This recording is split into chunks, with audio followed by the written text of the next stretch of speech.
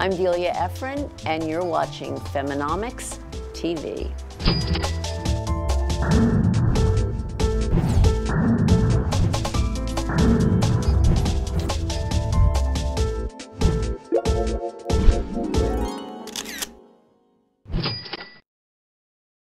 Fem-nominal Delia Ephron has had a successful career as a best-selling author, playwright, and novelist. She collaborated with her sister, the late Nora Ephron, on a number of films, including You've Got Mail, Sisterhood of the Traveling Pants, and the play Love, Loss, and What I Wore. Delia's new memoir, Sister, Mother, Husband, Dog, is a collection of essays about her daily life and special relationships. Fem-nominal caught up with her as she addressed a recent Women's Health and Wellness Symposium. In your book, all the 4 themes also relate to the different kinds of nuances of love that we have and relationship that we have, starting with ourselves, and then relationship with sisters, with intimacy in all of its different forms. And girlfriends. Yeah, Never absolutely. forget girlfriends. I practically First don't and leave the foremost. house without having a conversation with a girlfriend about if what I'm planning to do that day and whether I'm doing the right thing. And that's what I interpreted your side, because I don't have sisters, but my girlfriends are my sisters. Yeah. They're all my sisters that I don't have, so I appropriate them as sisters. And part of Fem-nominal is about that really bringing out the sisterhood in all of us, whether we grew up with them, but to keep that as part of our lives, absolutely. Yes, and the et cetera in this book, I mean, girlfriends are part of my et cetera, as are bakeries and my bank, which I hate. I was really struck, you had made a comment about that we defang women. And I thought that was really interesting, and that for us to be thinking about, how do we defang ourselves? Well, I mean, I saw that with my sister Nora. It was so much harder for her to get good reviews. She would do wonderful work, and men who did less wonderful work would get kinder reviews if they didn't like it. I mean, and I noticed, when Hillary Clinton cried in the New Hampshire primary, suddenly everyone liked her. And then she took Chelsea with her to every single stop when she was running for president. And I think that we like to take those women down. I mean, everybody was thrilled when Martha Stewart went to jail. So I think women who just are really strong, that I think the society can go after them. And then they not only defang them, but they defang themselves. In other words, I don't know anything really about Michelle Obama, except that she's a very powerful woman and very highly intelligent, obviously. And she has presented herself almost entirely as a mother. As if her brains are completely beside the point. And that's because people were so angry with her because she was too strident. Right. So, okay, that's what I'm talking about. Now, your mother came from limited means. So, and she was a success at a point that really not a lot of women had careers. None of my friends' mothers worked. Just none of them. She really didn't respect women who didn't work. You could see that she thought she was better than. And she did not have girlfriends, which breaks my heart. And so, I mean, that's curious. Part of the isolation, too. Yeah, totally. Yeah. I thought it's interesting. I had heard that you had said that one of the things she had said to you, I guess, was never buy on sale. Did she have any money rules or different things like that she passed on? What do I think about never buy on sale? Yeah, we were raised in the land of why pay less. She grew up really poor in the Bronx in a, sort of a Jewish ghetto. And I think what happened, she became a writer with my father. They were collaborators on movies like Daddy Longlegs, Desk Set, No Business Like Show Business. They moved to California, and a lot of people reinvented themselves in California, and it was the place where Jews assimilated. And they embraced that. And I think that, one, being a rich woman now, and she made the money herself, she was leaving behind the things that she associated with the Bronx and being poor. Did you see her working at home? Yes. At first, when I was young, my parents worked at 20th Century Fox, and then they started working at home from job to job, which is the way it is now, really. And whenever I came home, they would be, in the room working, and so they were always around in that way. And I certainly saw her working. But at the dinner table, I mean, if I said something funny, my dad shouted, "That's a great line, write it down," and "That's a great title, write it down." And I mean, and my storytelling was extremely appreciated. So it sounds like you kind of honed your craft a little bit at the dinner table. I think the dinner table is really a big deal. I was really, really touched about the whole issue of alcoholism. And are there ways that you've developed in terms of wellness to manage your life? First of all, my mother said to me, never tell anyone what happens here. And you have to tell everyone. Your job is not to protect your mother. Your mother's job is to protect you, and that's not happening. Mm-hmm. So first of all, it's not a secret. And it's nothing to be ashamed of. And you should tell everyone your whole life. That's what it is, And then there's a whole group of things that comes with it, which is worrying all the time. I mean, you worried as a child, what was going to happen tonight? What move should I make? Where should I, you're looking left, you're thinking something's coming at you from the right. In fact, it usually was. You spend your adulthood looking both directions at once when you no longer need to, but you were trained to. And I think partly an awareness, partly you're going to be stuck with it on some level. Mm-hmm. You're just going to have to manage it. But you can get past. I mean, I got way past by both writing and in therapy and mm-hmm. just growing up. Mm-hmm.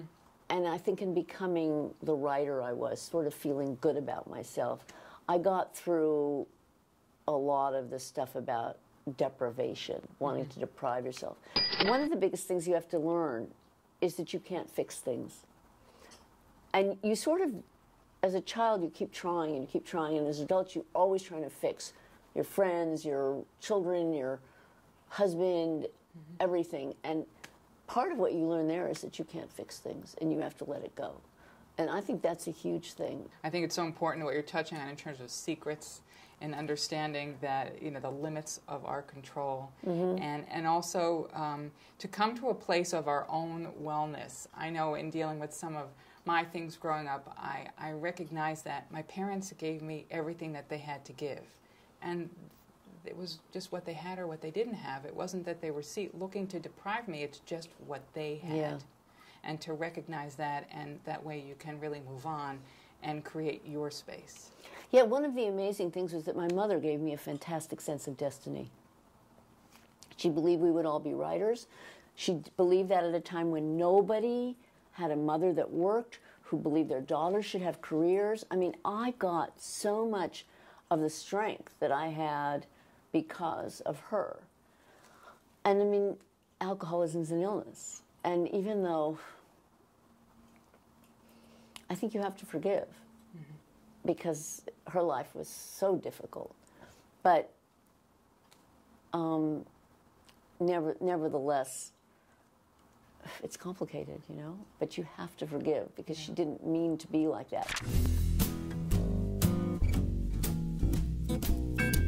I said to my husband, my first husband, that's important here, mm-hmm. I said, I think I'd like to be a writer. And for anyone who has a dream, the first time you say it out loud is a very, very big deal.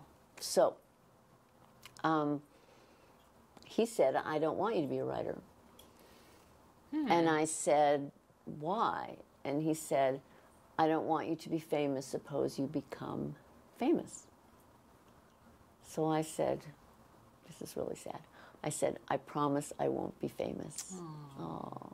But obviously mm-hmm. I had to leave him because mm-hmm. if the person you're married to wants to crush your dreams with his big fat foot, there's no way you can stay in that marriage. I had a family member who said that I had a great idea that we should have starter marriages and they shouldn't be more than 5 years. So that way we all can make mistakes early, we can get them out of the way, figure it out. You can get marriage out of the way. Yeah. If anyone asks you if you were married, you can say, yes, I was, and then you don't have to think that you weren't ever marriageable or anything horrible like that. And then I think it's brilliant. That's it. Forget about it. Well, that's exactly what I did, only 6 years. I think the thing about my husband is really when you're the child of an alcoholic, you're always trying to please them. You're trying to think that maybe you have a move to make in this house that is going to change what they plan to do, which is drink, and you never can do it. And when you grow up,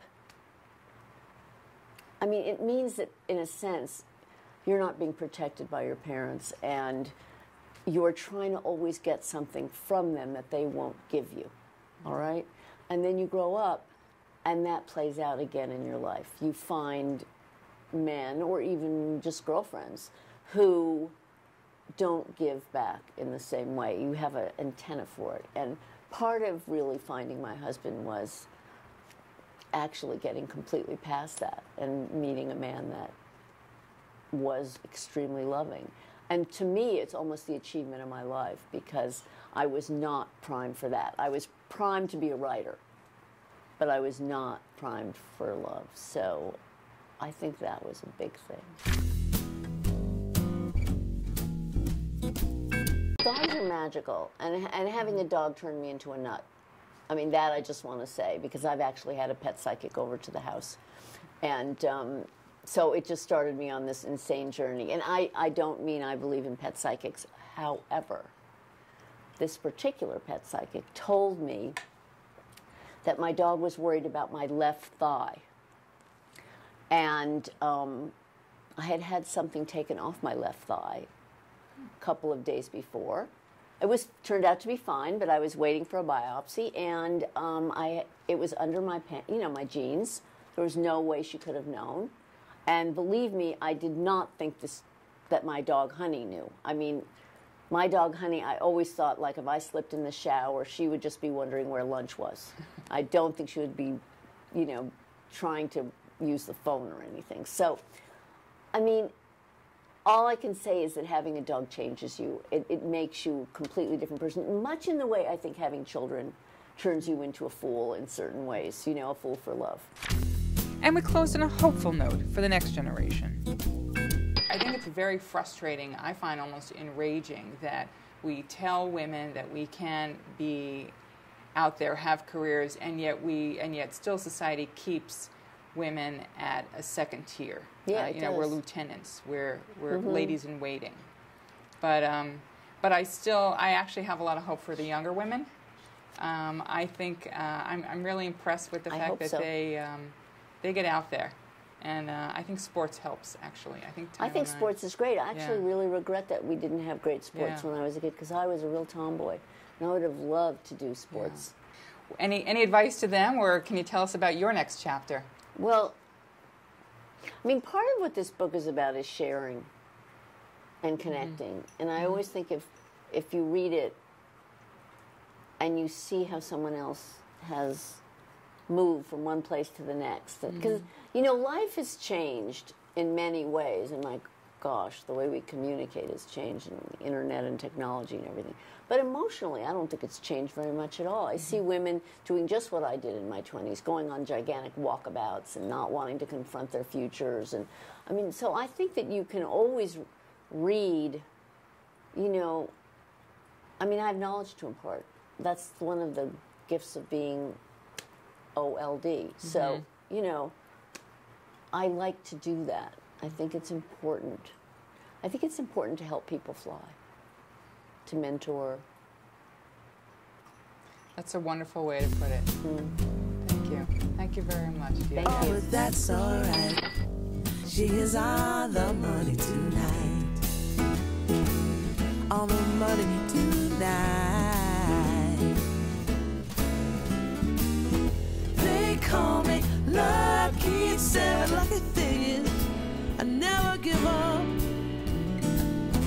Lucky loves looking out for number 1, 6, 2, 5, 3, and 4.